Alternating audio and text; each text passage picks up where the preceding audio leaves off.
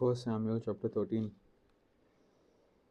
Saul reigned 1 year, and when he had reigned 2 years over Israel, Saul chose him 3,000 men of Israel, whereof 2,000 were with Saul in Michmash and in Mount Bethel, and 1,000 were with Jonathan in Gibeah of Benjamin, and the rest of the people he sent every man to his tent.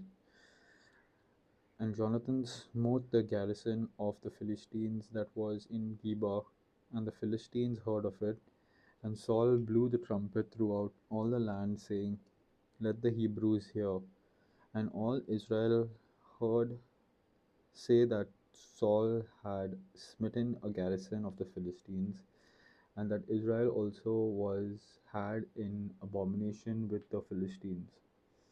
And the people were called together after Saul to Gilgal. And the Philistines gathered themselves together to fight with Israel, 30,000 chariots and 6,000 horsemen, and people as the sand which is on the sea shore in multitude.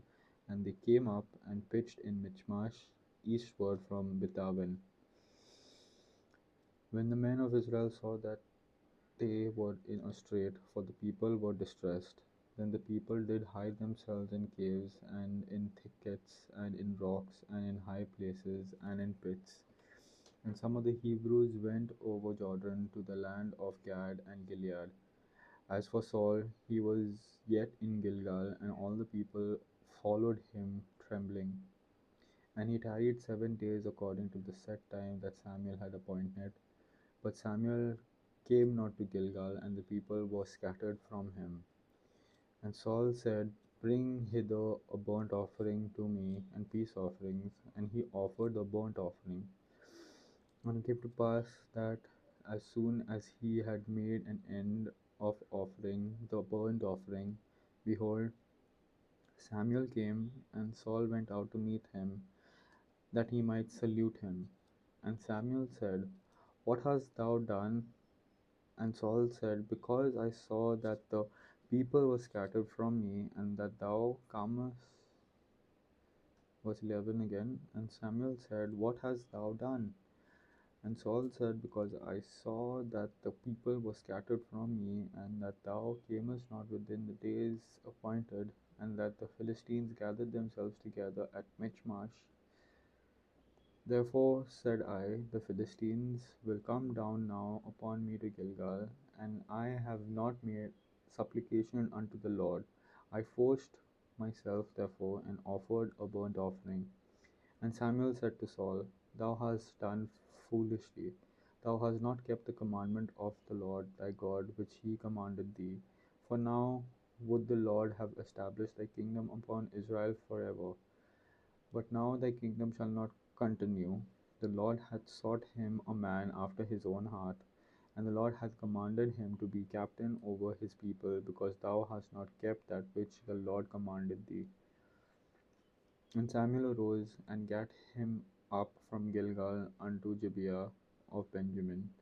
And Saul numbered the people that were present with him, about 600 men.